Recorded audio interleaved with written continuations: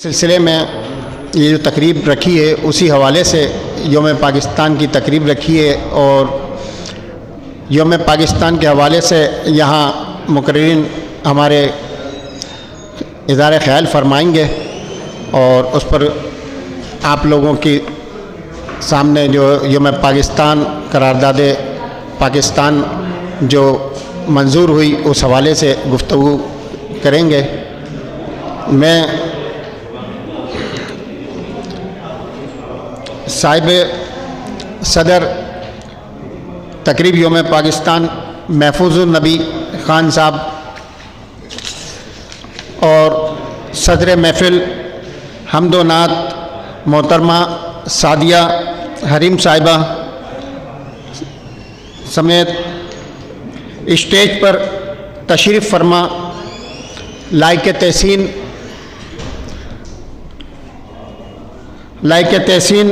काबिल एहतराम मुल्क व मिल्लत के रहनुमा शोरा कराम और मेरे अज़ीज़ दोस्तों साथियों अस्सलामु अलैकुम। अजमल मलिक साहब को भी हम खुश आमदीद कहते हैं। एडिटर हैं, जर्नलिस्ट हैं, नविश्ता दीवार के एडिटर हैं, सीनियर जर्नलिस्ट हैं।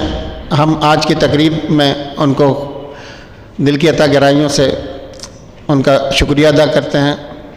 हम सब का शुक्रिया अदा करते हैं कि आप सब आज की इस तकरीब में आए और आपने इस प्रोग्राम को रौनक बख्शी। उम्मीद है इसी तरह से आप हमारी हौसला अफजाई करेंगे।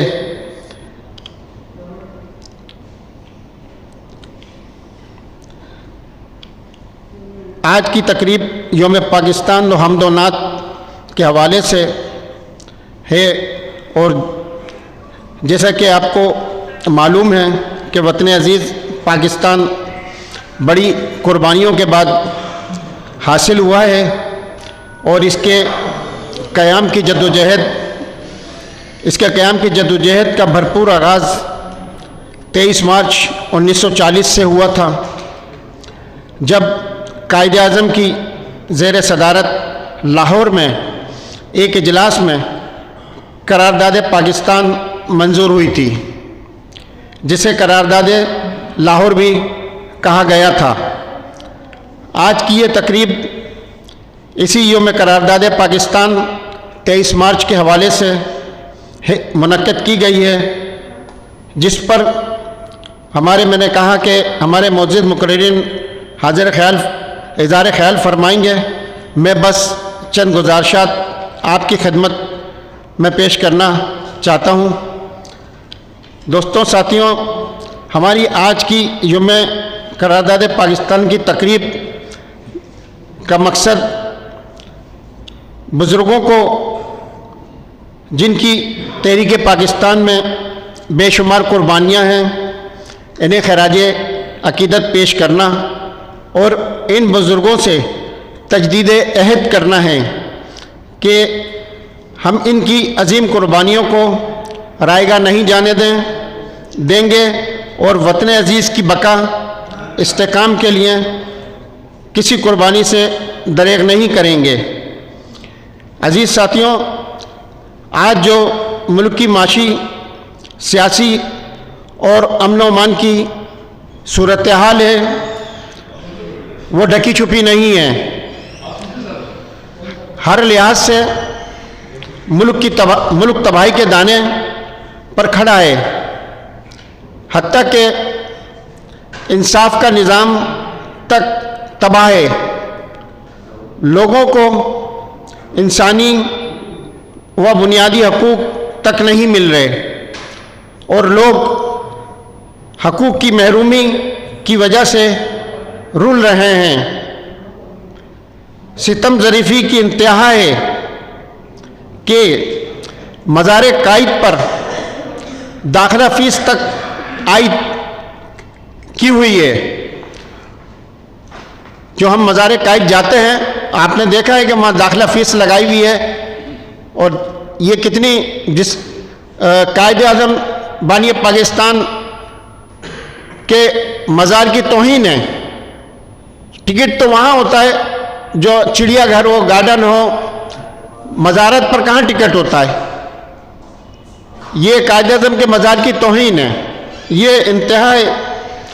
और मज़ीद ये कि आम शहरियों पर, जैसे अभी हम 23 मार्च खराज अक़ीदत पेश करने के लिए तो हमें जाने नहीं दिया जाएगा, पाबंदी लगाई हुई है।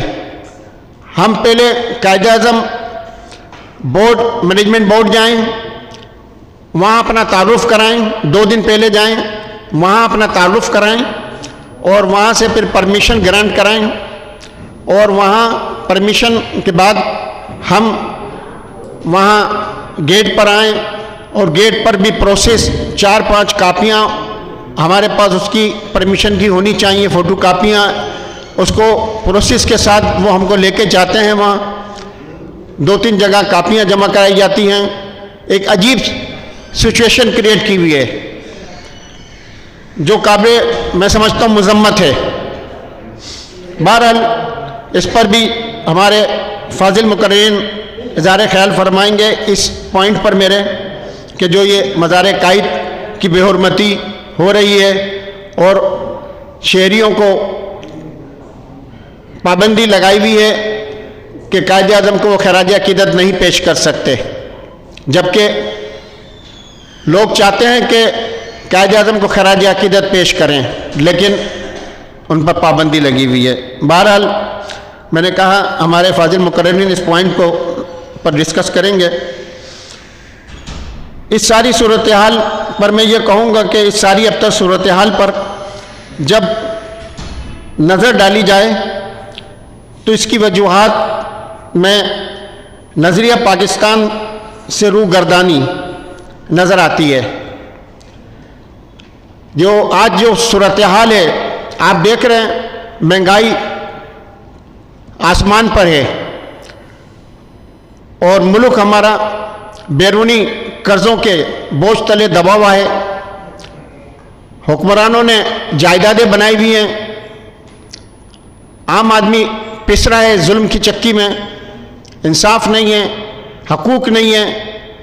तो ये सब जो हमारे बुज़ुर्गों ने जद्दोजहद की पाकिस्तान के लिए, वो इस ऐसे पाकिस्तान के लिए नहीं बल्कि उस पाकिस्तान के लिए जद्दोजहद की थी जिसमें इंसाफ का आला मियार हो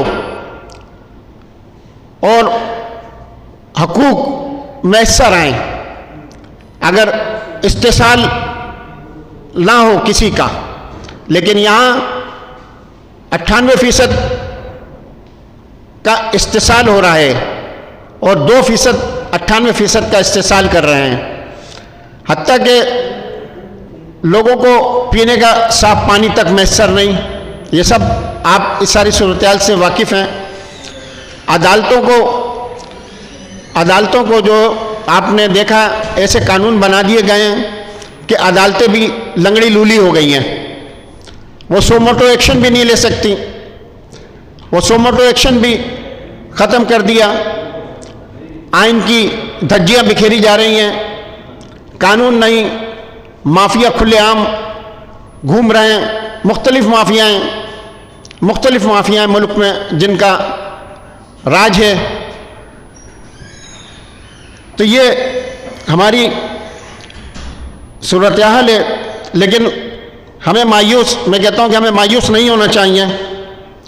और वतन अजीज़ जो अल्लाह ताला की हज़ारों नेमतों में से एक अजीम नेमत है, इसके जो दुश्मन हैं, जो इसको गैर मुस्तकम कर रहे हैं, इसको तबाह कर रहे हैं, इनका हमें अपने इत्तेहाद से डटकर मुकाबला करना होगा। हमारा सियासी सिस्टम आप देख रहे हैं करप्शन की नज़र हो गया, तबाह हो गया है। तो मैं जो अपने सिविल सोसाइटी के जो दोस्त हैं, मैं उनसे गुजारिश करता हूं और उनसे कहता हूं कि वो इस कौमी इश्यूज़ जो हैं यहाँ पर, उसके लिए मैदान में आएँ।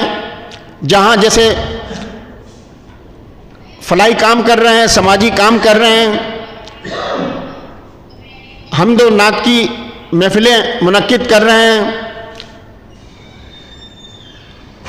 और जो मुशायरों का इनेकाद हो रहा है, ये हमारे सिविल सोसाइटी के दोस्त हैं, ह्यूमन राइट्स के लिए काम कर रहे हैं। तो हम सबको एक प्लेटफार्म पे मुत्तहद होना होगा और मुत्तहद होकर हमें मुल्की कौमी इशूज़ पर भी डिस्कस करना चाहिए और हम अपने एक अलायंस बनाएं, हम सिविल सोसाइटी के लोग अलायंस बनाएं।